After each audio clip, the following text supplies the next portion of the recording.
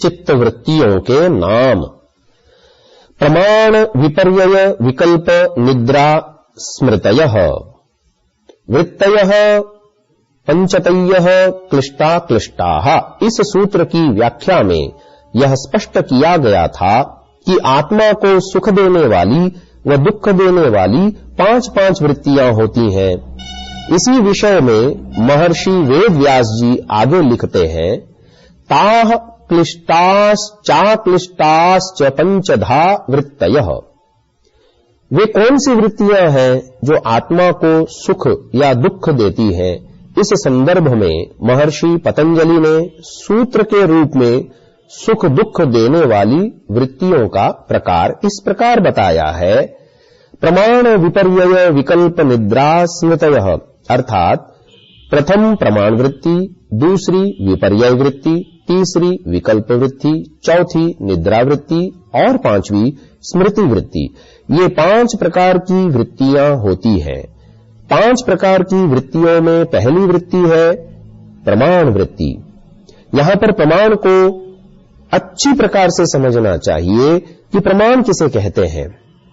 न्याय दर्शन के भाष्यकार महर्षि वात्स्यायन ने प्रमाण की परिभाषा इस प्रकार की है, स येनार्थम प्रमिणोति तत्प्रमाणम, अर्थात आत्मा जिस माध्यम से सुखदायी या दुखदायी वस्तु को जानती है उस माध्यम को प्रमाण कहते हैं। उदाहरण के लिए आत्मा आंख के माध्यम से रूप को जानती है। यहां पर आंख माध्यम होने से प्रमाण कहलाता है। इसका अभिप्राय यह हुआ कि बिना प्रमाण के आत्मा को कुछ भी ज्ञान नहीं होता। हमें यह जानना चाहिए कि प्रमाण से ही वस्तु का निश्चय हो पाता है कि यह वस्तु सुखदायी है अथवा दुखदायी है।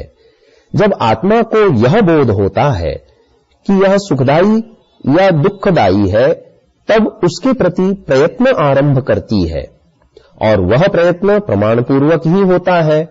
अतः मनुष्य जीवन में प्रमाण की अत्यधिक आवश्यकता है।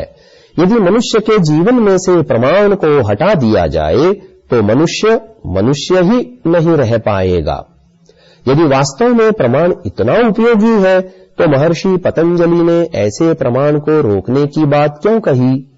इसका समाधान यह है कि सांसारिक कार्यों को करते समय प्रमाण का उपयोग सुखदायी है, परंतु ईश्वरोपासना के काल में प्रमाण का प्रयोग करना दुखदायी है। उदाहरण के लिए कोई व्यक्ति उपासना के काल में आंखें खोलकर किसी रूप को देखने लग जाए तो उपासना नहीं हो पाएगी। अतः महर्षि पतंजलि ने प्रमाण वृत्ति को रोकने की बात कही है।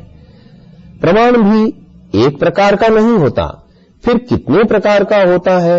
इसका समाधान स्वयं महर्षि ने अगले सूत्र के रूप में दिया है।